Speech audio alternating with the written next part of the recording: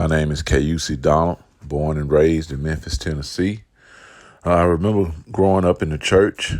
I remember being baptized at 13 years old, but I also remember nothing in the church captivating me.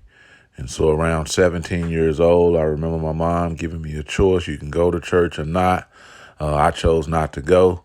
And I realized that I went after those things that did captivate me. And that was a lifestyle in the project, seeing guys sell dope, hustling, running the streets, chasing women, fast cars, and fast money. And so I began to adopt that lifestyle. Even when going off to college, I began to surround myself around people who was living that lifestyle. And I eventually brought that lifestyle to the college campus. And I remember going to jail. I remember getting kicked out of school. I remember going to jail again. I remember being in prison for the first time. I remember going to prison for the second time. And I remember the third time when I went to prison several years later after turning my back on the church.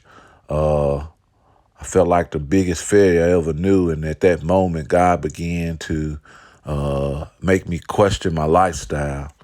And so I remember one time my mom used to try to make us read the Bible. When I was growing up, I never did.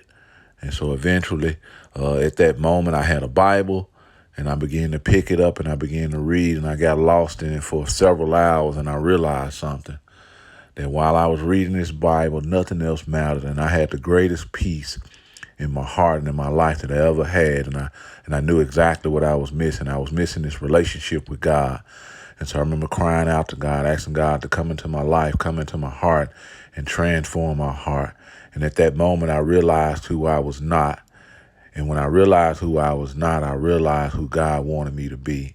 And I remember pursuing that hard from that day forward. And my life has never been the same.